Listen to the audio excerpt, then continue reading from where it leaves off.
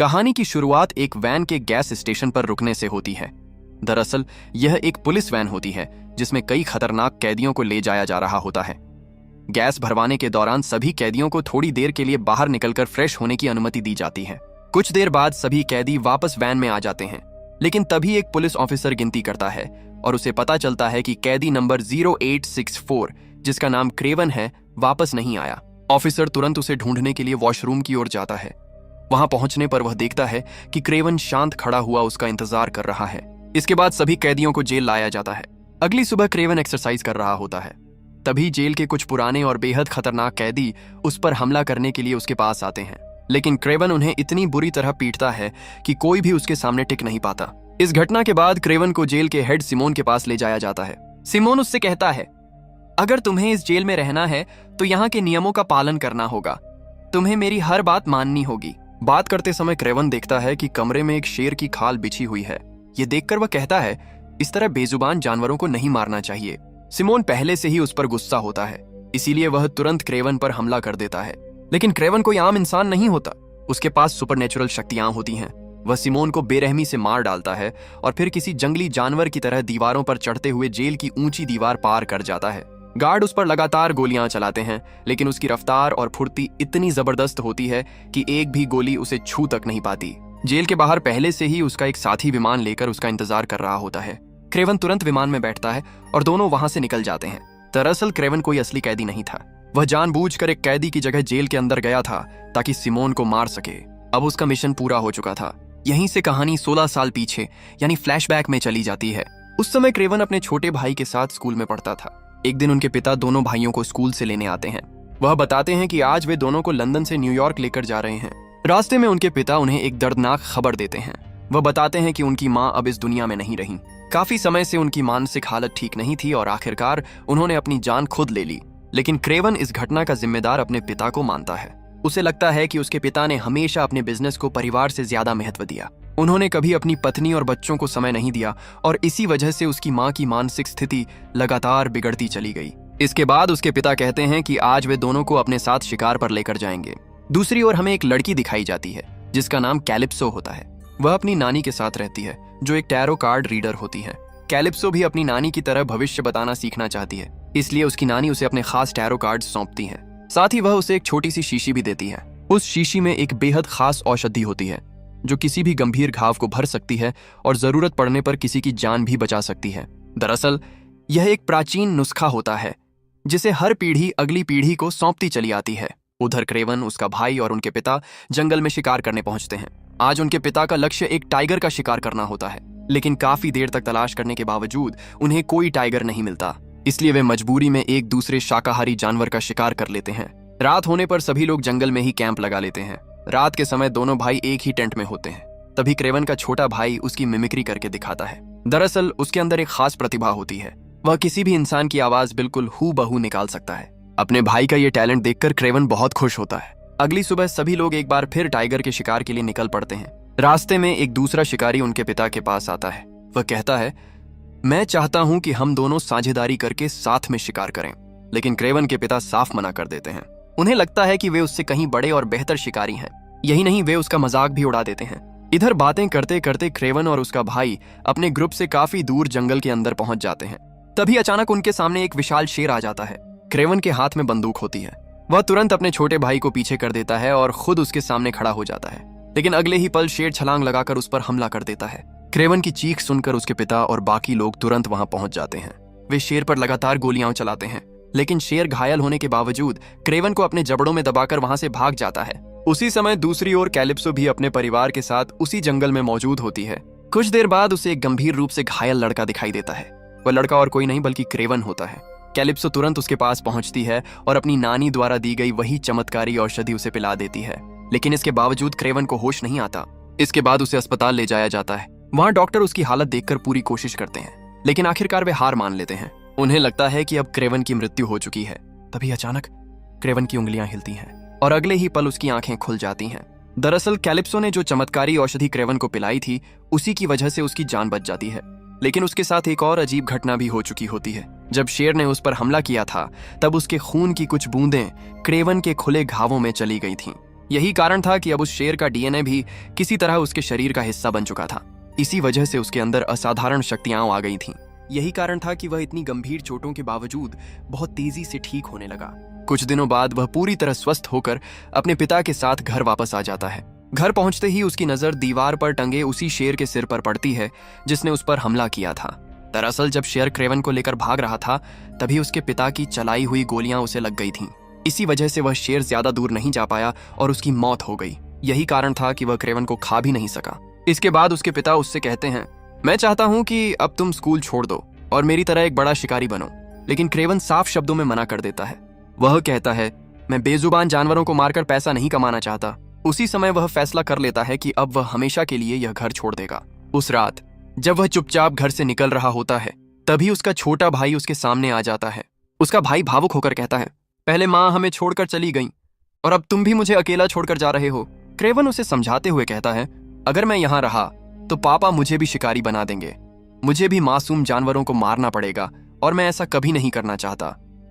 इतना कहकर वह अपने भाई से विदा लेता है और वहां से हमेशा के लिए निकल जाता है। कुछ समय बाद वह रूस में स्थित एक एनिमल सेंचुरी पहुंचता है। ये वही सेंचुरी होती है जो कभी उसकी माँ की थी। यहीं से वह अपनी नई जिंदगी की शुरुआत करता है।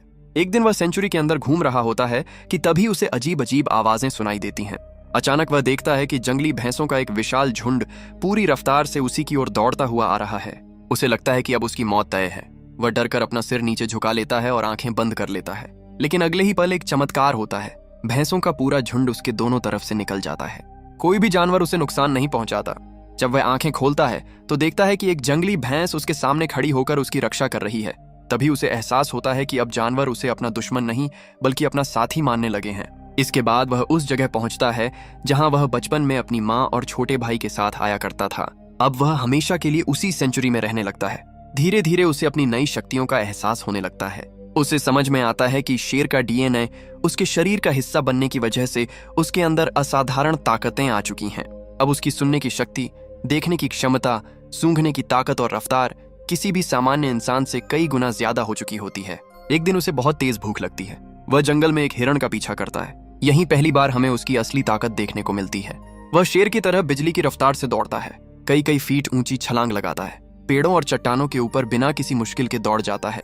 आखिरकार वह हिरण का शिकार कर लेता है। अब वह धीरे धीरे अपनी नई जिंदगी और अपनी नई शक्तियों को समझने लगा था। कुछ समय बाद एक दिन उसे दूर कहीं से गोली चलने की आवाज सुनाई देती है। वह तुरंत एक ऊंचे पेड़ पर चढ़ जाता है। अब उसकी नजर इतनी तेज हो चुकी होती है कि वह कई किलोमीटर दूर तक साफ देख सकता है। वह देखता है कि दो शिकारी जंगल के मासूम जानवरों का शिकार कर रहे हैं। क्रेवन तुरंत उनके पास पहुंच जाता है।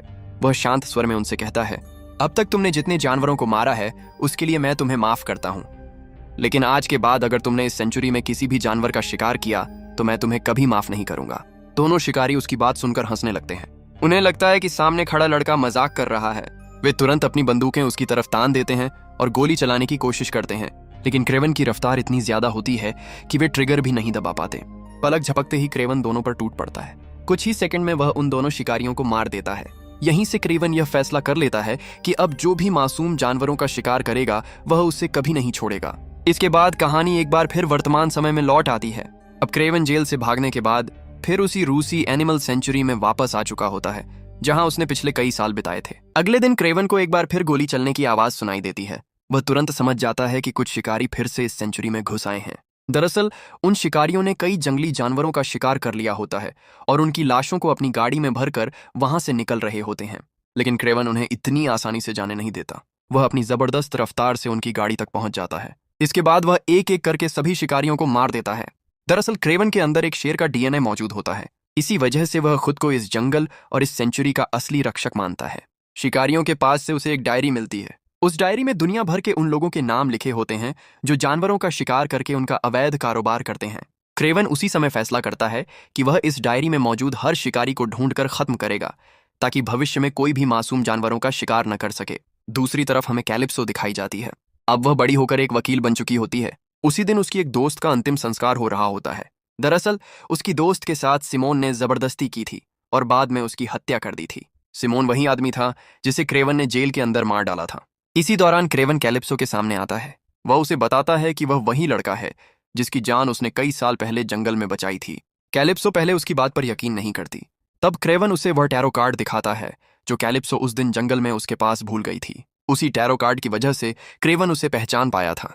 इसके बाद वह कैलिप्सो से कहता है, मैंने तुम्हारी दोस्त के कातिल से बदला ले लिया है। मैं जेल के अंदर गया और सिमोन को मार डाला।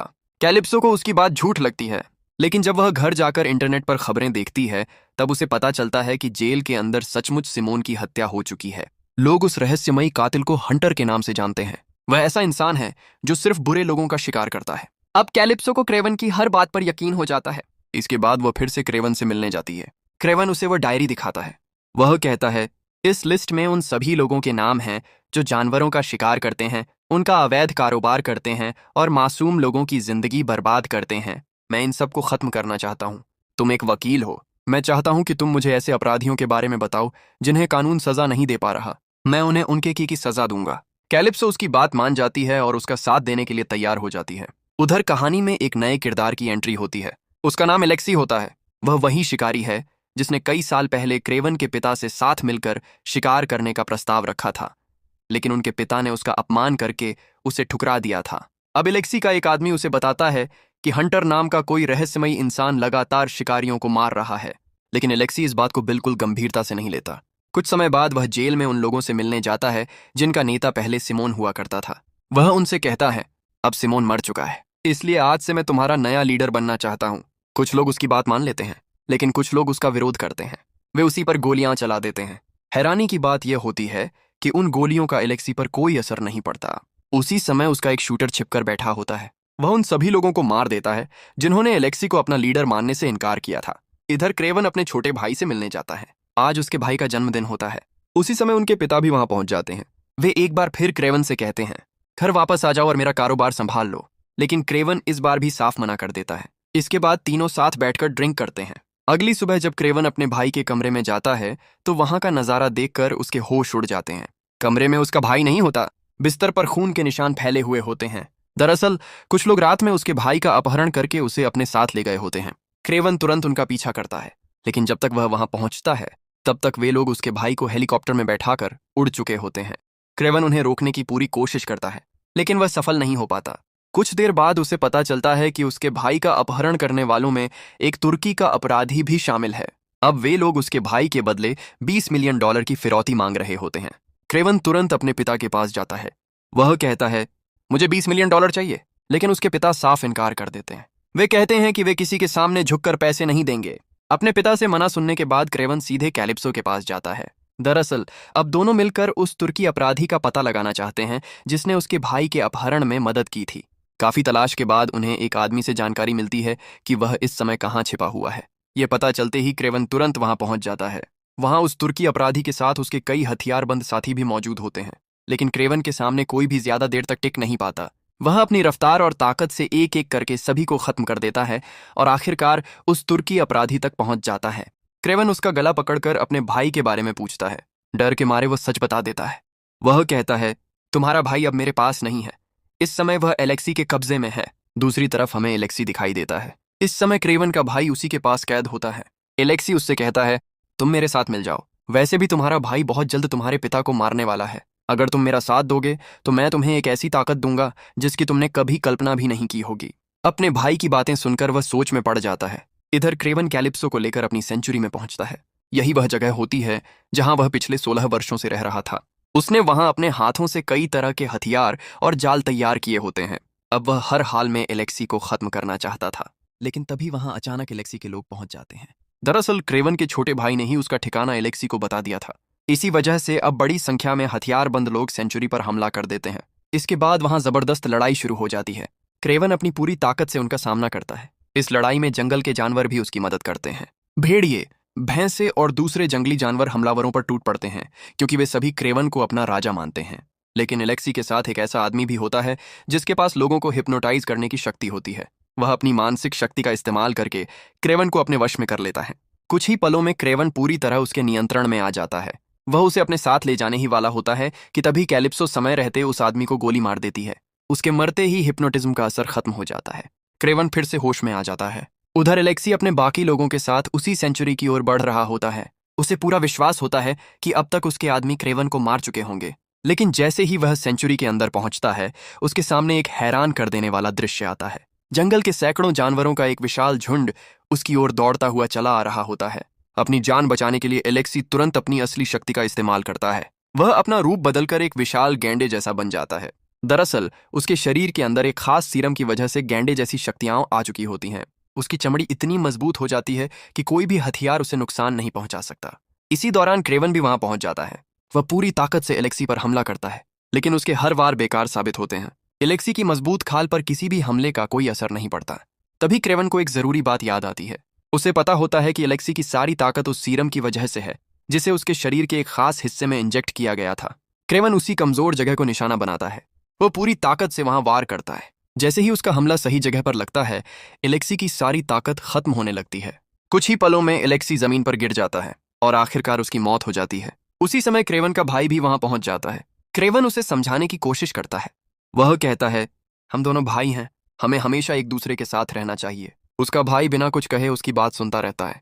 इसके बाद हमें दिखाया जाता है कि क्रेवन अपने पिता के पास पहुंचता है। वह अपने पिता से कहता है, आपने अपनी पूरी जिंदगी में न जाने कितने मासूम जानवरों का शिकार किया है। मेरी लिस्ट में आपका नाम भी शामिल है। मैं लगभग सभी शिकारियों को खत्म कर चुका हूं। अब मैं चाहता हूं कि आप हमेशा के लिए यह काम छोड़ दें। लेकिन उसके पिता उसकी बात मानने से साफ इनकार कर देते हैं। वे कहते हैं, मैं बचपन से एक शिकारी रहा हूं और आखिरी सांस तक शिकारी ही रहूंगा। मैं अपना यह काम कभी नहीं छोड़ सकता। अगर तुम्हें मुझे मारना है तो मार दो। अपने पिता की यह बात सुनकर क्रेवन कुछ देर तक चुपचाप उन्हें देखता रहता है। इसके बाद वह बिना कुछ कहे वहां से चला जाता है। कुछ ही देर बाद वहां एक विशाल भालू पहुंचता है। भालू सीधे क्रेवन के पिता पर हमला कर देता है। वह अपनी पूरी ताकत से उनका सामना करने की कोशिश करते हैं, लेकिन आखिरकार भालू उन्हें मार डालता है। दरअसल यह सब क्रेवन की योजना का ही हिस्सा होता है। उसके इशारे पर ही वह भालू वहां पहुंचा था। इस तरह क्रेवन अपने पिता का अंत कर देता है। समय बीत जाता है। 1 साल बाद आज फिर से उसके छोटे भाई का जन्मदिन होता है। क्रेवन एक बार फिर उससे मिलने जाता है। वह मुस्कुराते हुए कहता है, मुझे तुम पर गर्व है। तुमने पिताजी के कारोबार को आगे नहीं बढ़ाया, तुम शिकारी नहीं बने। लेकिन तभी उसका भाई मुस्कुराते हुए कहता है, तुम्हें गलतफहमी हुई है। मैं अपने खानदानी काम को कभी नहीं छोड़ सकता, और तुम्हारी भलाई इसी में है कि तुम मेरे रास्ते में मत आना। इतना कहकर वह अचानक अपना रूप बदलने लगता है। कुछ ही पलों में उसका चेहरा पूरी तरह बदल जाता है। अब वह बिल्कुल क्रेवन जैसा दिखाई देने लगता है। दरअसल उसके अंदर एक नई शक्ति आ चुकी होती है। उसे यह शक्ति उसी डॉक्टर ने दी होती है जिसने पहले एलेक्सी को गैंडे जैसी ताकत देने वाला सीरम बनाया था। उस डॉक्टर ने एक नया सीरम तैयार किया था। उस सीरम को शरीर में इंजेक्ट करने के बाद इंसान की जो भी प्राकृतिक क्षमता होती है वह कई गुना बढ़ जाती है। बचपन से ही दिमित्री के अंदर किसी भी इंसान की आवाज हूबहू निकालने की अनोखी क्षमता थी। जब उसके शरीर में वह सीरम इंजेक्ट किया गया तो उसकी यही क्षमता कई गुना बढ़ गई। अब वह सिर्फ किसी की आवाज ही नहीं निकाल सकता था, बल्कि किसी भी इंसान का रूप भी धारण कर सकता था। यानी अब उसके पास शेप शिफ्टिंग की शक्ति आ चुकी थी। दूसरी तरफ एलेक्सी के साथ भी यही हुआ था। वह पहले से ही बेहद ताकतवर था। सीरम ने उसकी उसी ताकत को कई गुना बढ़ा दिया और उसे गैंडे जैसी शक्तियां मिल गईं। यानी यह सीरम किसी इंसान को नई शक्ति नहीं देता, बल्कि उसके अंदर पहले से मौजूद क्षमता को कई गुना बढ़ा देता है। अब क्रेवन के सामने एक नया और पहले से भी ज्यादा खतरनाक दुश्मन खड़ा था, और वह कोई दूसरा नहीं बल्कि उसका अपना छोटा भाई दिमित्री था। यहीं पर इस फिल्म की कहानी समाप्त हो जाती है। उम्मीद है कि आपको यह कहानी पसंद आई होगी।